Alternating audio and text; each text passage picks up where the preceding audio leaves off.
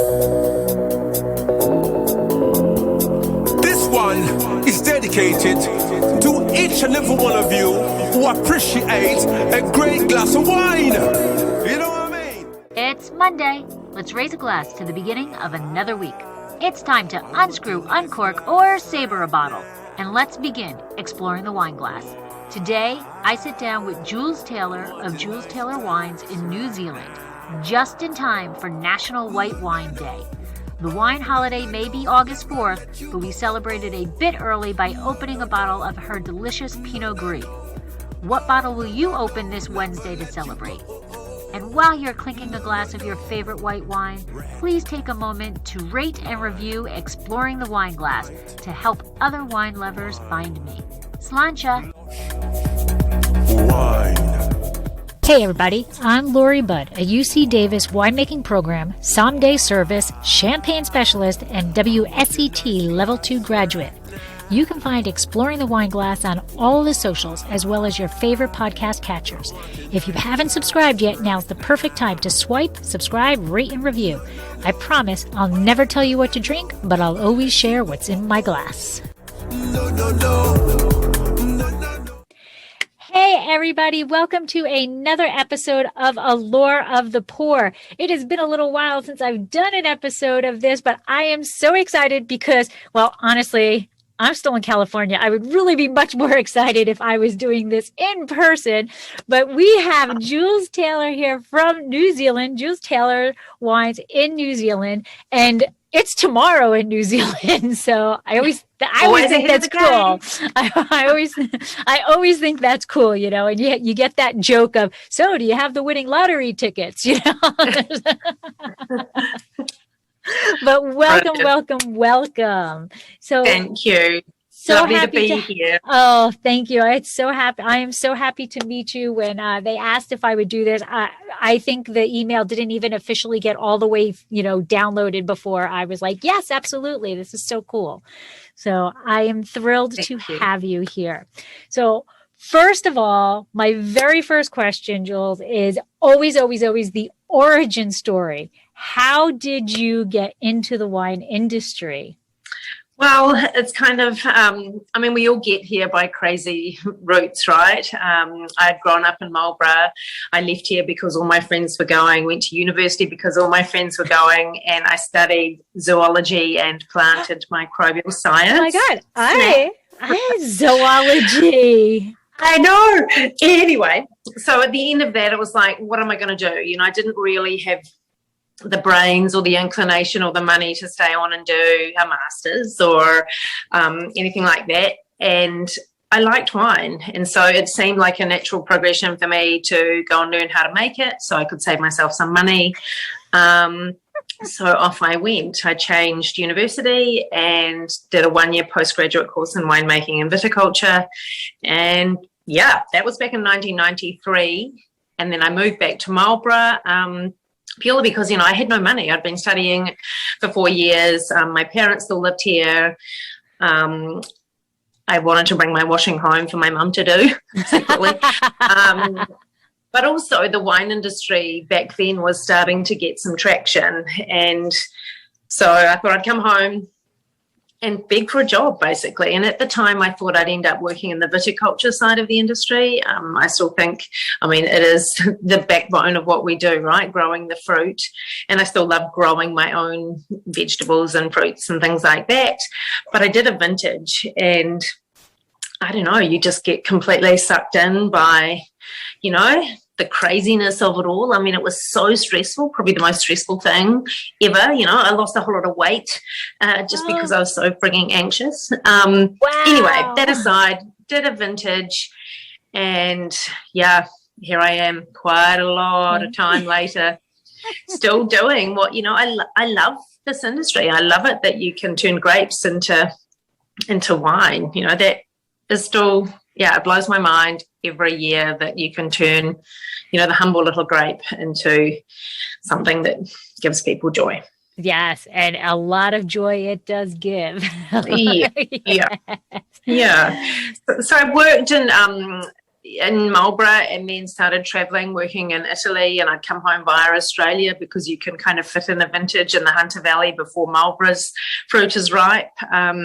And so for a lot of years, I felt like I was sort of this itinerant worker, which was so much fun. I met so many great people and worked with interesting varieties and got to eat food and buy shoes all over the place. And, but eventually, good things come to an end. And I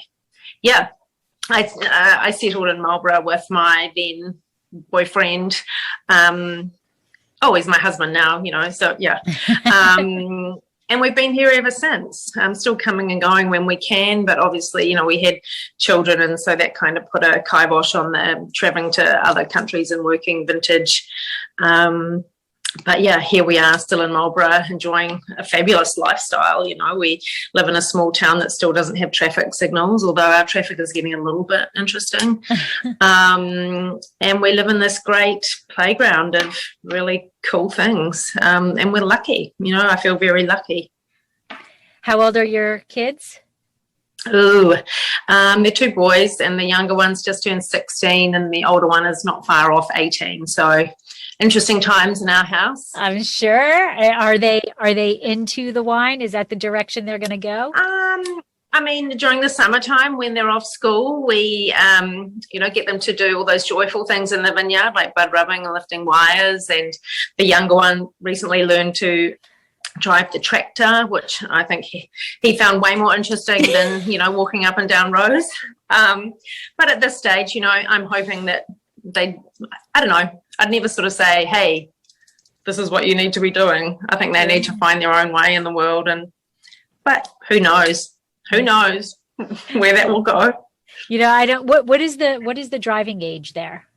It's 16. You can get a learner license. So the day after my son's 16th birthday, which was a Sunday, on the Monday he was in sitting his test. So he's got his, we call them loser plates. He's got his L plates now, which is, slightly stressful for us and other drivers. But yeah, we've all got to learn. I got my driver's license basically the day I turned 15. It has changed, and now it's more of a progressive thing, which I think is kind of probably a good thing. Yeah, they do that here too. Actually, well, I'm originally from New Jersey. I don't know if they do that in California, but in New Jersey, you get your learner's permit. And then when you get your license is facing the wrong direction. So everybody knows that you've only had your license for 1 year. And then you have to put these red stickers on your license plate. So everybody around you knows that you've only been driving for 1 year. But I was going to say, your son, everybody talks about when they get their license, they want to go drive the car or whatever. Your son is like, can I have the keys to the tractor? Yeah. It was kind of funny. He'd driven a tractor more, than a car, which is, it happens down here. That's awesome. That is wonderful. So I checked, I always joke around that I have to do some, spy work and, check the people out before I go in. But one of the things, your website says that your winery started with big dreams, hard work, and a healthy dose of not taking ourselves too seriously. And I could already tell that last part is you in your soul to the truth that you just have a good time in this, don't you? Well, you work for a lot of time during a week, right? So you've got to be doing something that you enjoy. Otherwise, I don't see the point. While we say, we don't take ourselves too seriously, we do have a little bit of seriousness, but for the most part, if you can't enjoy what you do, I'm not interested. The day that this becomes a chore, I'm going to hang up my winemaking boots, Right. Yeah. So is there a big difference? So you said that your first vintage, you were so stressed, you lost weight and whatever. Now it's still, cause I don't know, we make wine. My husband and I own a winery also in Paso Robles. So it is stressful. Yes. Every vintage is something stressful, it's stressful. There's always something. Right. But, whether it be a drought or whether it be a lack of something, at the moment, we're struggling with workers. It's just, I think that's part of the the most exciting thing about the industry is that every year is different. You know, we're not making the same thing in the same way every single year with the same recipe, you know. So Mother Nature obviously has a huge influence in what we do. And so every year is different. And I think that's probably what keeps me going. It's like, what is this vintage going to be like? Right. You know, how is spring going to be? Are we going to have any frosts? You know, what's going to happen? So for me, that's, part of the joy of making wine. You know, every year is interesting, exciting, scary. You know, we've had some crackers recently. You know, the last 2020 was a nightmare with COVID. And 2021, we went from being probably one of the most stressful to the cruisiest, most delightful in terms of beautiful fruit. So it's kind of a roller coaster, this winemaking gig. You know, I mean, you know what that's like, right? It's up and down all over the show, and just when you think you're cruising, you meet a little road bump. All right. Yeah, put there just to keep us entertained. Yes, but I agree with that. You're making the same end product. It's wine. Mm-hmm. You're taking grapes and you're ending with wine, but that journey from grape to bottle is never ever the same. There's something that changes, and I agree. That's what makes us get up in the morning and go. You know, it's like, granted, there's some things that are a little bit more exciting and some things that are a lot more stressful. And the mundane as well. You know, all the compliance stuff, but. I think that trying to maintain some kind of consistency of style, it can be difficult sometimes. Yes, absolutely. Absolutely. And as you said, your mundane things. So many people are like, oh, it would be so wonderful to own a winery. It would be so like, oh yeah, come on. Let's see. You want to see the whole picture? Yeah. You know, but it's still something that is in your passion, that is in your heart, that is just the best thing ever, I think. Yeah. And I mean, the other thing is, you know, I'm so far in this, you know, I've got a lot of stuff invested in this. I don't know what else I'd do. That's my other issue, you know. What would I do if I didn't make wine? I don't know. Make cheese. I don't know. Maybe you should try to do them both. Because I'm sure you have plenty of time on your hands. I'm sure. Yeah, lots of time. Lots of time. Because I hear cheese making is super easy too. Oh golly.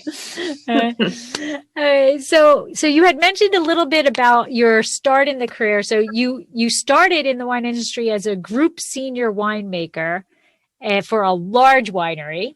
Right. And then for a prestigious winery, what made you, we're not going to do name dropping unless you want to, but at some point you were like, I'm done with this large industry. I'm done with this, you know, working for a large company. I want to make my own wine. What was that turning point that made you decide Jules Taylor is getting the label? Here we go.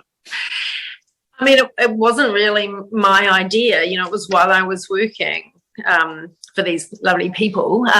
They said, you only know how to make wine. You have absolutely no idea about the rest of the industry. I mean, this whole gig, the winemaking part is actually the easy bit. You know, sourcing fruit, deciding when to pick it, getting packaging design, or choosing what to call it. You know, all these things are, I think, probably much more difficult than the actual wine making. And then taking it to someone and saying, hey, Laurie, nice to meet you. Would you like to try my wine? Oh, you like it? Could you buy it? Could you put it on your list or on your shelf? All that, for me, that stuff is, you know, that's difficult. There's so many good wines out there. So many people have different ideas about, you know, what they want. That's hard to get someone to pick your wine, you know, to put on the shelf, and then to get the consumer to pick that off the shelf in this. I mean, we live in this amazing world where there is so much choice, right? That's the hard bit.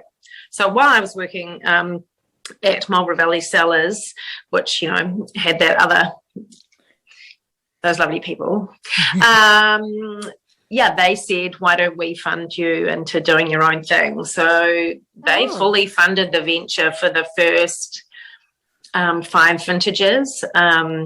We had a very rudimentary Excel spreadsheet that at the end of the year we pushed the sum button, and if that number was in the black, we would just divvy the cash. And it wasn't until 2006 that my husband and I actually purchased all the stock and decided to put our big boy and girl pants on and go it alone. So we had a lot of amazing support from a lot of people. And that's another great thing about this industry, you know, it's not rocket science.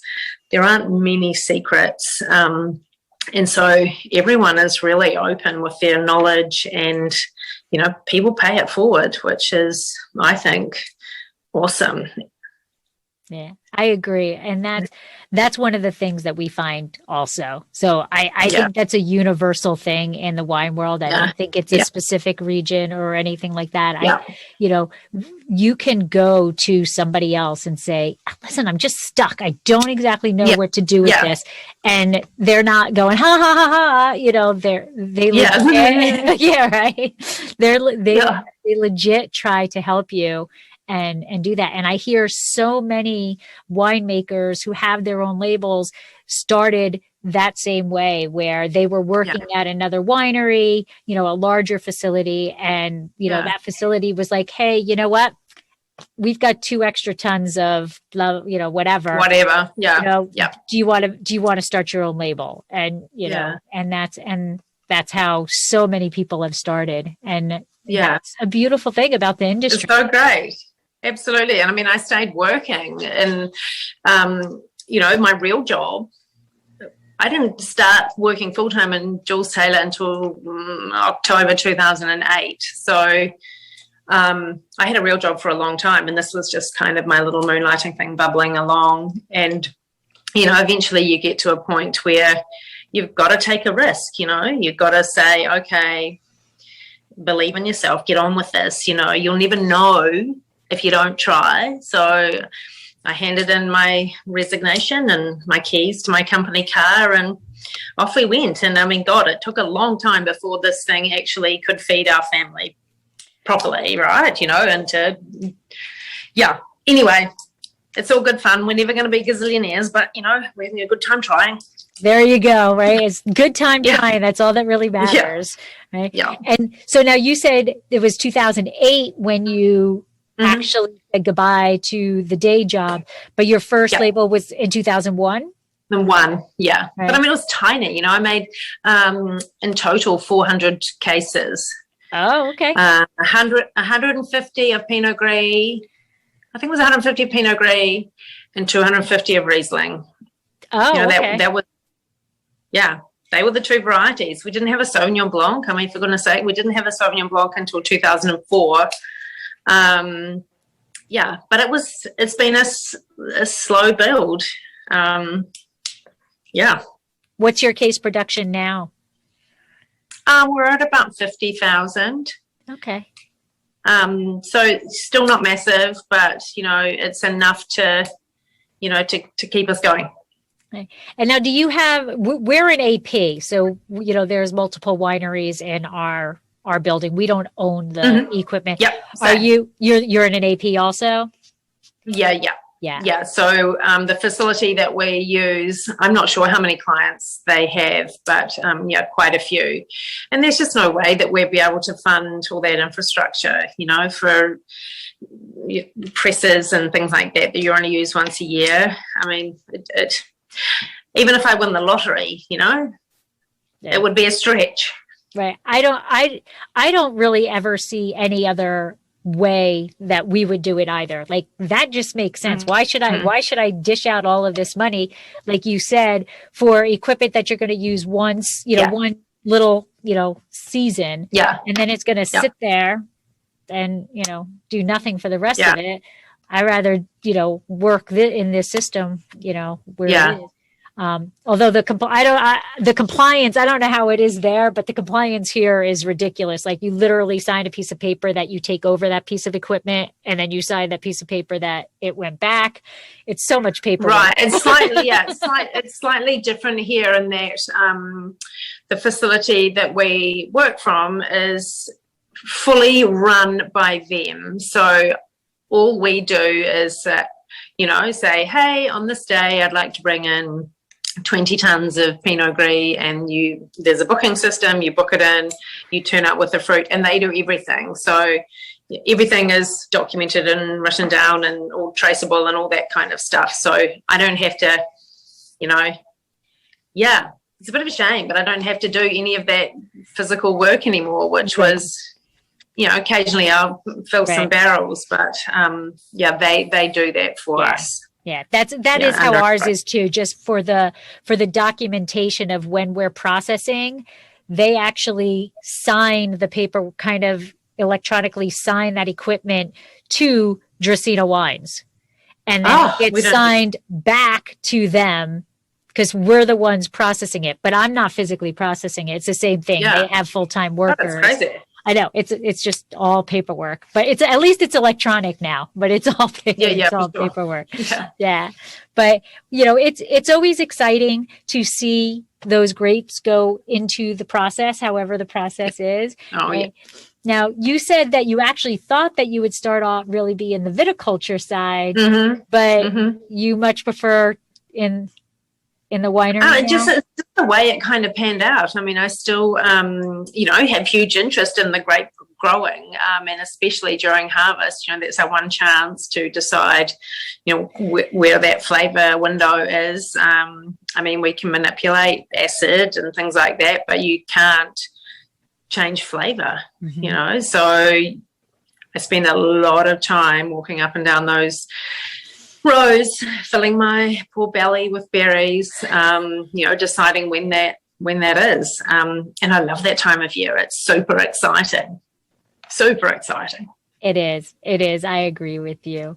Now, so tell us about Marlborough, like where exactly it is. How big is it? What's your climate like? Just give us a Marlborough. A little snapshot. Yes. Okay, so Marlborough is on the northeastern tip of the South Island of New Zealand. We're definitely cool climate. This morning we would have had, in Fahrenheit, it would have been below 32. Oh. So it's nice and crisp and frosty in the winter, but we have these beautiful clear days, and it might get to, maybe 60, 50, 55, 60. So we have nice clear days, but not too hot. The summertime is warm, but never like California. I've been to Paso, and I've got friends there, and I've stayed there and nearly died, I think. We just don't get that kind of heat. And in the evenings, once the sun goes down, there are probably only, between 5 and 10 evenings that you would sit outside without putting a jacket on. Okay. So we get this beautiful diurnal difference in temperature. The days are nice and bright. A lot of UV. You get sunburn very quickly here, but it's not super hot. Do you know what I mean? Yeah, it's kind of weird. Anyway, so nice bright sunlight, and it's quite dry. Dry. Yeah. Not like you guys dry, but pretty dry. So we probably only get around 600 odd mil of rain a year, millimeters. Okay. So it's, having said that, I think we probably got a third of that 2 weekends ago, and there was dreadful flooding. So, again, Mother Nature flexing her muscles. Absolutely. What else about Marlborough? Marlborough, so it's a valley. And on the main valley floor, lots of different varieties grown. I think the southern valleys, which are north facing and slightly heavier in clay, more sort of Pinot Noir and that kind of variety grown over there.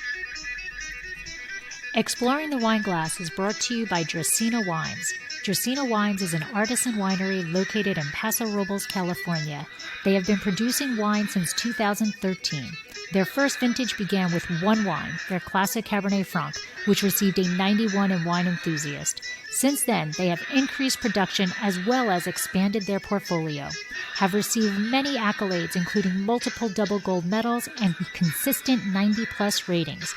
Visit their website, www.dracaenawines.com, or use the link in the show notes to schedule a private tasting and to see their entire portfolio. Purchase your award-winning wine and let Dracaena Wines help turn your moments into great memories.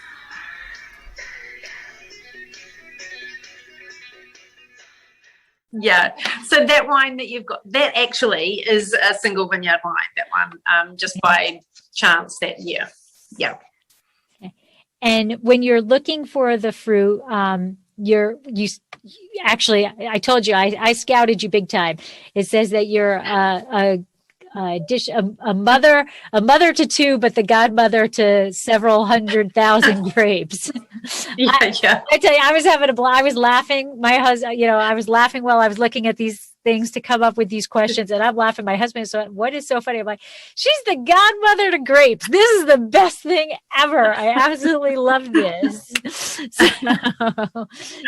Oh, yeah, they're my babies, right? Yeah. As the godmother, they're the babies that don't talk back. They don't talk back, and they don't steal all the food from the fridge.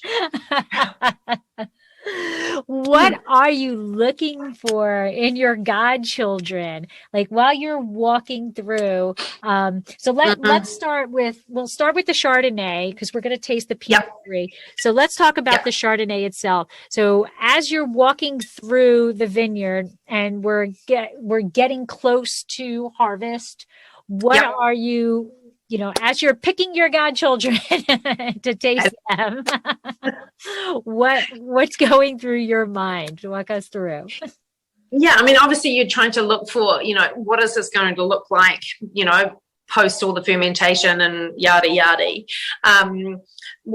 I think because of the climate here, the wines tend to have a nice, what I call bright, juicy acidity. I mean, they're not acidic, but I think, the acid backbone it's the thing that all these other flavors hang off.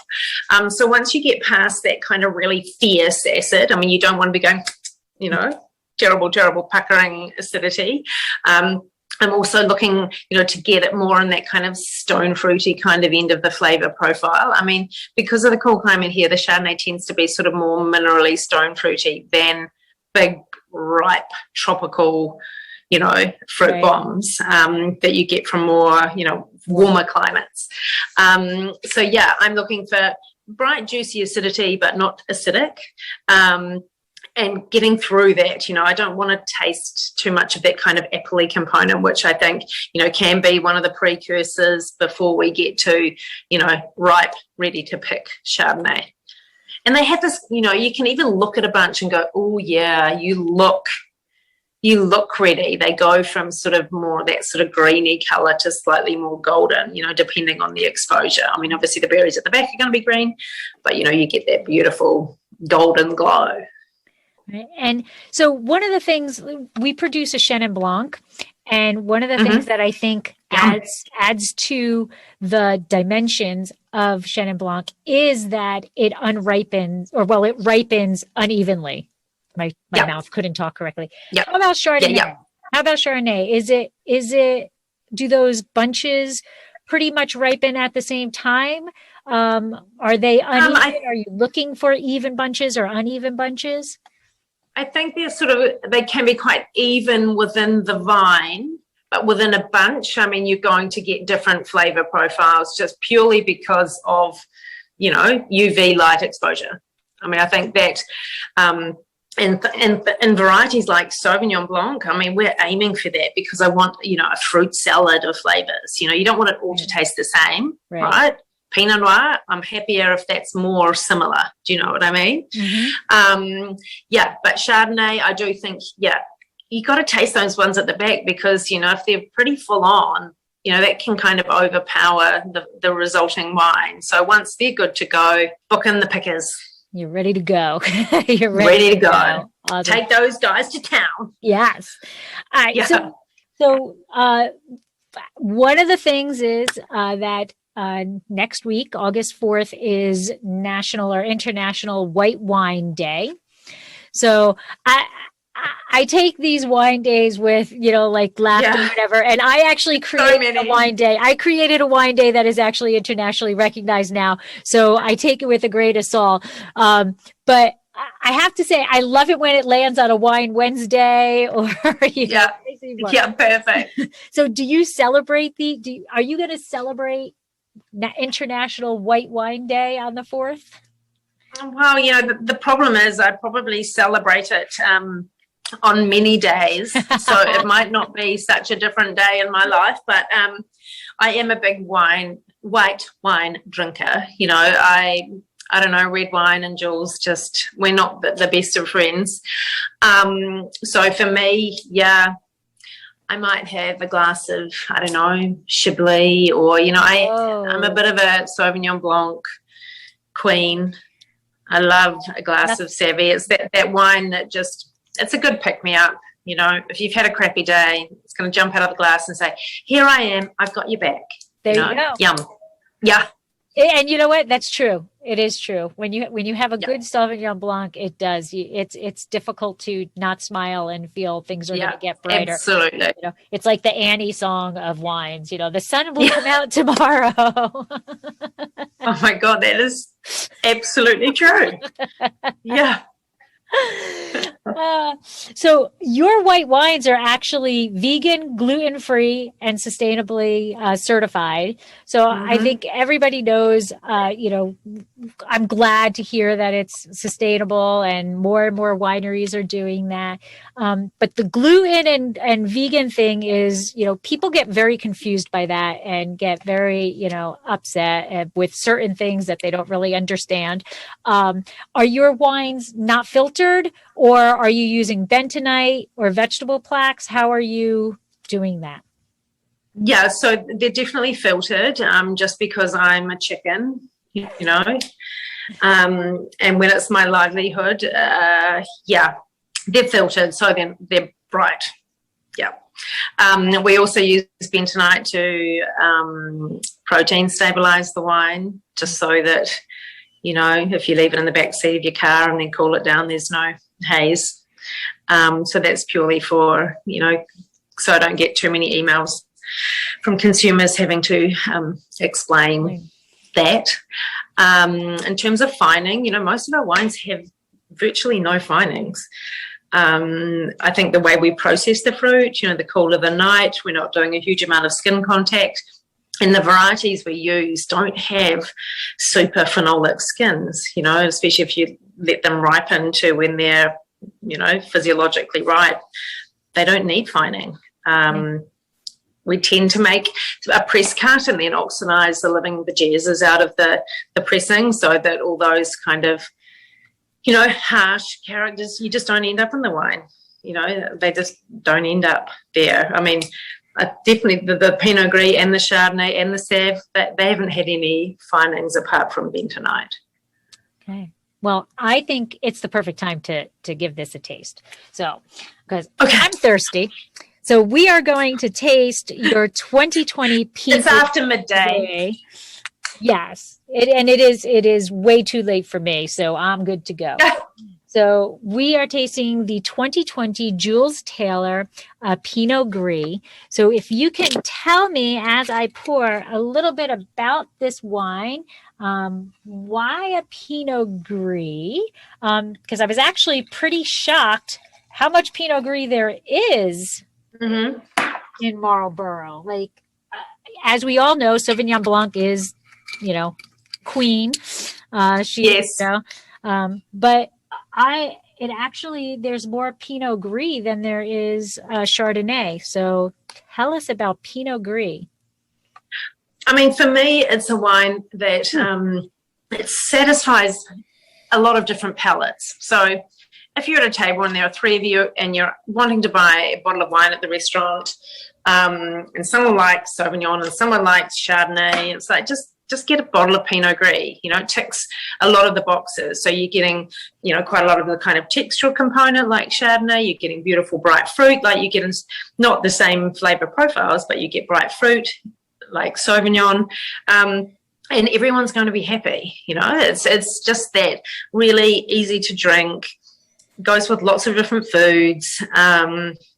Yeah, it's just a super, for me, it's the logical choice, right? When you, if you've got options. These aromatics are like, you know, I'm in a little itty bitty room here. And when I open the door, it's going to be like, when you have fresh flowers in a little room and yes, these aromatics are out of this world. They are. And I think we've seen quite a change over probably the last 10 years when some of the newer clones have been brought into New Zealand and planted, the 457s and the 52B. I mean, I think the original clones that were planted here didn't have a huge amount of, aromatic components. So as a winemaker, you're always trying to do something different in the winery to try and coax everything out of them. But the newer clones have beautiful spice and they're smaller berries, and so they've got a little bit more bang for your buck in terms of flavour and aroma. So you get, hints of the spice along with all those beautiful stone fruity characters. And some of this fruit we have hand harvested and whole cluster pressed into old barrels for wild ferment. I mean, really old barrels, not for any kind of oaky component, but just to have that really, small vessel for the crazy high solids wild ferment. And I think that just adds another dimension to the wine.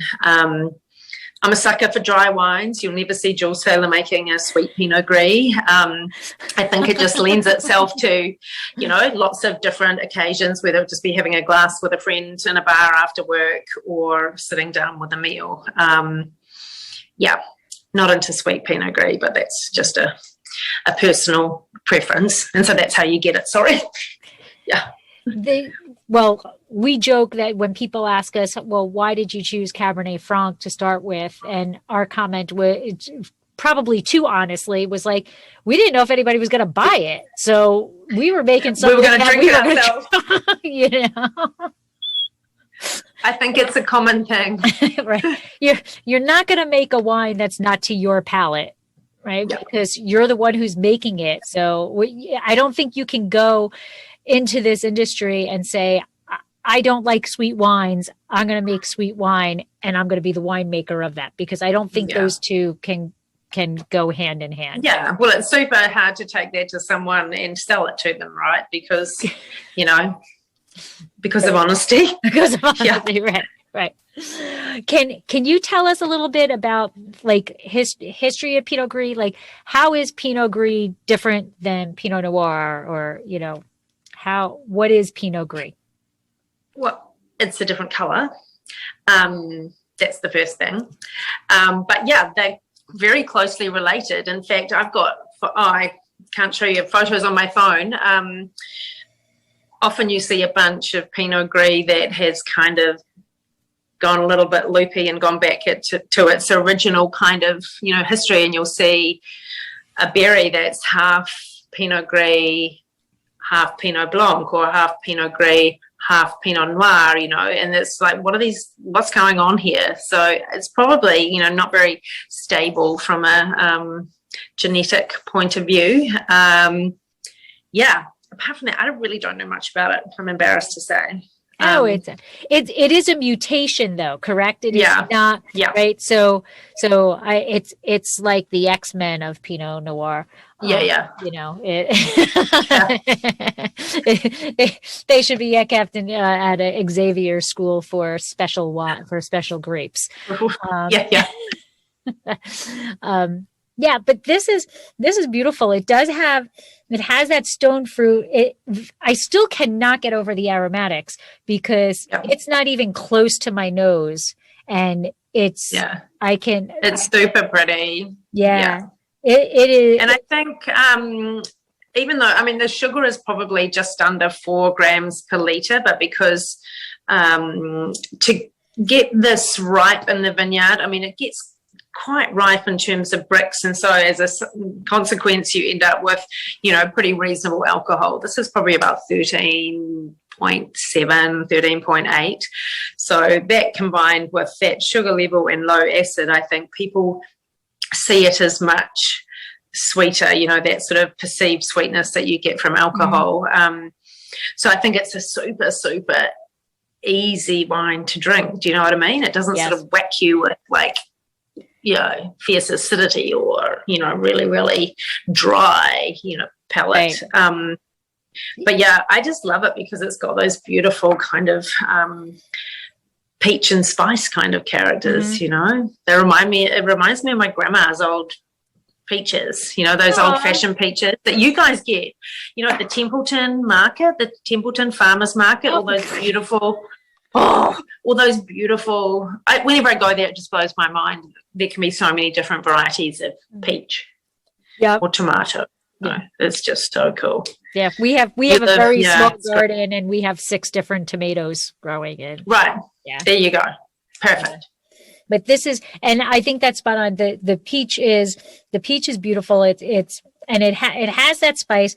And the thing about the palate is there is acid there. It's not the salivate your tongue, you know, acid. It's not the I sucked on a lemon citrus, you know, that. No. But this, it's acid that actually makes it right down the middle where I can sit and chill with this on its own, but it can also go with food. It's got enough structure to it that I can sit down and enjoy a meal with it also. Yeah. And that's not always an easy balance to have. No, the tight line. Right. But it is lovely. Do you know what this retails for here? I imagine it's around $20. Oh, well.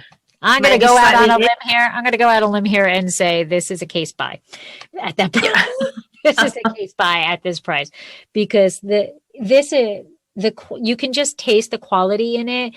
There's the dimensions that are in it. It's not just unidimensional. There's so much going on in there, and it's just it just coats your tongue. It is a little fuller bodied than I had expected it to be. Right. And that's not a bad thing. It's just, you know, in my head, when I was getting ready to taste it, I was expecting it to be a lighter bodied wine. I don't really know why. I think it's just that in Marlborough, you know, we can get this really ripe. You know, you do see sort of slightly more austere, you know, down the line kind of Pinot Gris, but they're probably just picked a wee bit earlier. Okay. Yeah. And then you did say this is wild ferment. Do you do all your Some wines of it's wild ferment? Oh, okay. Probably it wouldn't even be 10%, but it is quite amazing what 10%, I mean, you know, when you're blending, what 10% can do to, you know, the more sort of standard, you know, cool stainless steel fermented with not as many solids. I definitely think that, we will continue to, you know, do a portion like this just because it makes it a little more interesting. I mean, as a variety, sometimes, as I said earlier, it can be a little bit kind of, a little bit boring. But, Well, this is not boring. This is not boring at all. And so when you're processing this, you said you're using neutral oak, right? Mm-hmm. And then you're doing wild ferment for a portion of it. And then so you're using commercial yeast. That commercial yeast, are you dividing that also into neutral oak and stainless? Or no, that's just 100% in stainless. Okay. Yeah. And fermented pretty cool, you know, around 10 degrees Celsius. That's probably, what's that, about 52? 52. Yeah, so nice and cool. So once we pitch the yeast, you know, which is obviously the temperature is a little bit warmer in the juice, and once that starts rolling over and producing gas, and you can see those yeast are super, super happy, it's time to click that cooling switch. And, you know, as a winemaker here, I think it's probably one of our best tools, you know, to retain that fruit. Fermenting cool, we find is the way forward. Well, I will say whatever you are doing, it is lovely. Oh, thank you, Laurie. It is, the on the palate, the finish is just, it's still there. It is a long finish, and I'm horrible at food pairings because I eat so little. My variety of food is pretty much protein bars, Pop-Tarts, pasta. But I know I eat horribly. But but like we're gonna have this with cheese later. We're gonna finish this with cheese later, and I can't. Nice. I'm not gonna lie. I'm probably gonna have a little bit more, and my husband's gonna have a little bit less when That's I get okay. home. That's only fair. Yeah, it absolutely is. It absolutely is. So I'm going to ask a question, and I always kind of hate asking this question because I know how I feel, but in our world, we kind of always have, to, do this. So being a female in a mostly male dominated career, right? Have you had to do any hurdles that you think would have been an easier path if you weren't a female, or no, which is also legit answer? Yeah, I mean, I think in the beginning for sure, but it's hard to know. I mean, I think part of it is just, getting that first job, and in any kind of field, it's always the toughest. But I do remember in my first job, I was not allowed to drive the forklift, even though I was the only one who had a forklift operator's certificate. That was, that kind of stuff, you just go, whatever, get on. And it's just about, I don't know, believing in yourself and sticking up for yourself. We are really lucky in New Zealand that, when I started out, sure, I was definitely in the minority, but now there are way more females working in the industry than, when I started out. It's still hard, but I think it's hard for everyone,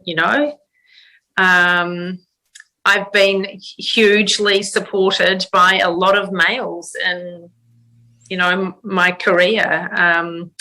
So I'm pretty lucky, and I feel fortunate for that. I had to laugh when you said the forklift. I hear that, like, that is, I wasn't allowed to drive the forklift, is like the consistent answer for female winemakers. And even though you're certified, okay. And it's just it's just one of those things. Yeah. But I was determined to not make it a barrier, or a hurdle. It's just, if you get on and do it and just prove you're worth it,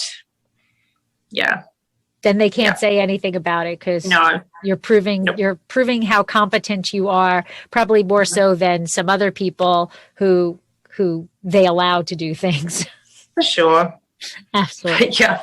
It's a tough one. It's a tough one, because I do know people who have had, some pretty bad experiences. And I've just been lucky. Well, I'm glad to hear that. And then my other twist of that is, how we have the winemaker of the year, but then we have the female winemaker of the year. I know my thoughts on this one, but I mean, I want to be compared with winemakers. That's what I am. I'm a winemaker. Just because I'm a female, that it just shouldn't matter. It just shouldn't matter. It should be irrelevant. The female winemaker of the year. I mean, it's a whatever. It every time I hear that, I feel like, it's like, and here's the participation trophy. We have the winemaker of the year, and then here you go for, I know people who have been named it, and it's an honor to be named it, but at some point I would like to just see winemaker of the year. Winemaker of the year. Sure. And it doesn't matter. I'm with you. It doesn't matter. So, all right. So Glad we've cleared that one. Yes, yes. Is there anything that you would like to cover that I missed? I didn't ask you what other varieties you produce. I know you do a Pinot. What else? We make obviously Sauvignon Blanc, Gruner Veltliner, which for me has been a super fun, journey. Just because there's not a lot of it planted here, I had no idea when to pick it, how to make it, what do you do with it, and my husband wouldn't let me go and work in Austria to find out. Not that he wouldn't, it was just too difficult. So yeah, that's been super fun. What else do we do? I'm going to stop you. How did you decide on Gruner? I absolutely adore Gruner. I think it is such a fun grape. So how did you decide on it, and how did you get those grapes? A friend of ours, who's a winemaker for another company, he and his partner were growing the fruit, and they had no home for it, and so I immediately said, "Oh my God, pick me." That was how it happened.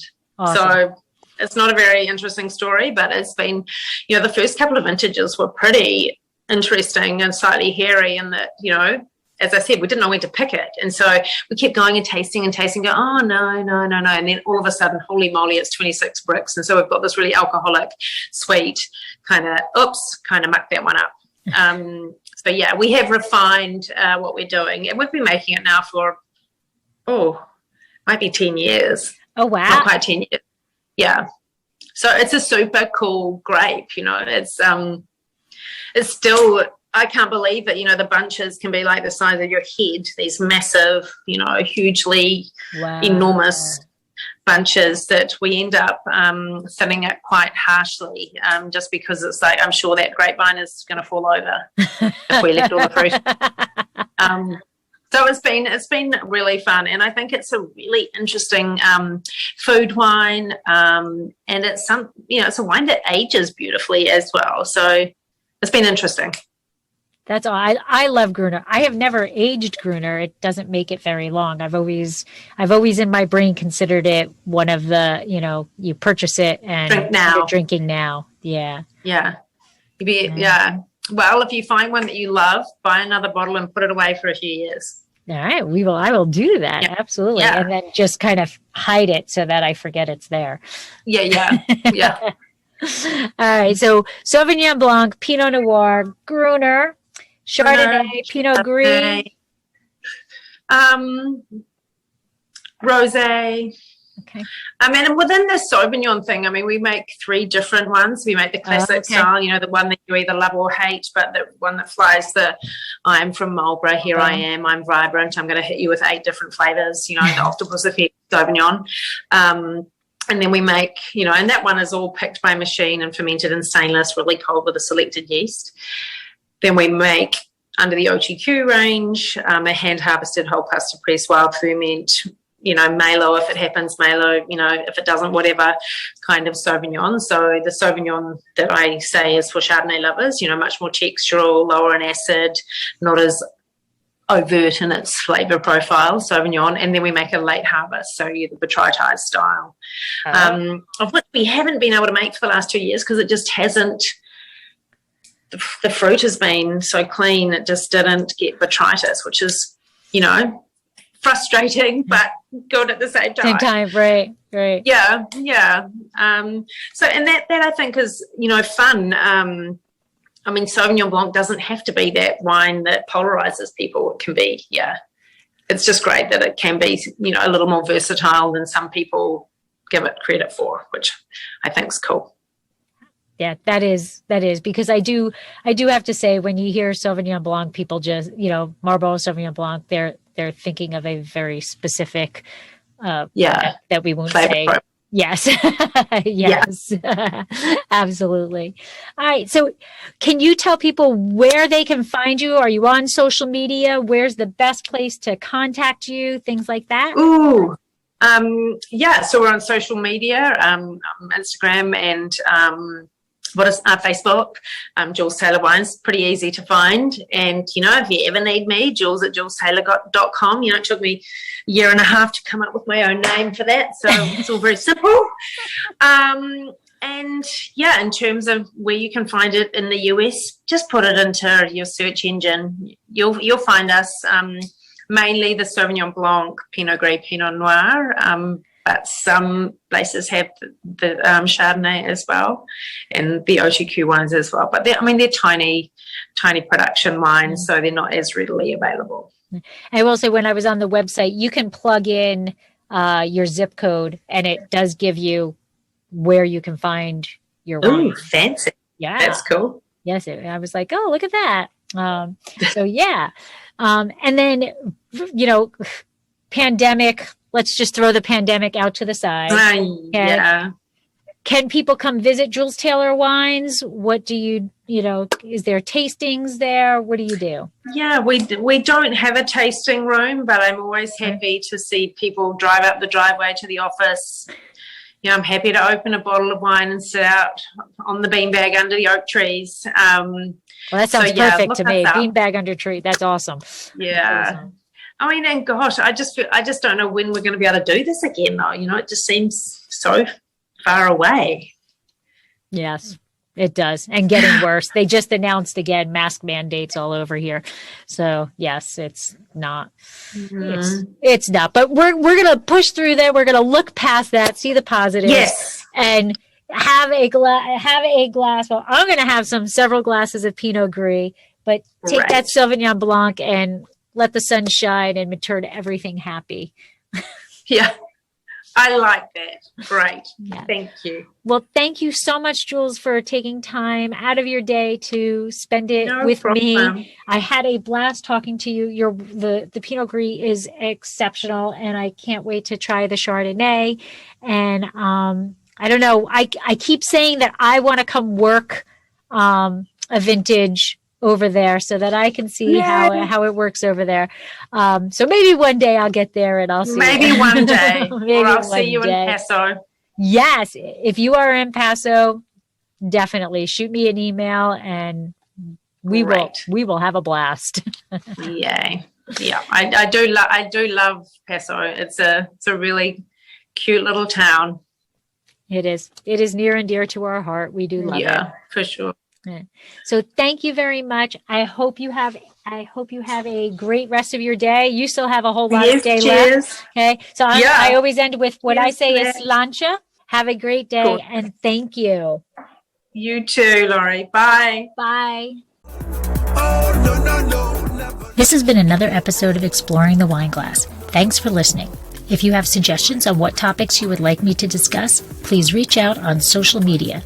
You can find me on Twitter, Instagram, and Facebook as Exploring the Wine Glass. I am also on LinkedIn as Laurie Hoytbud.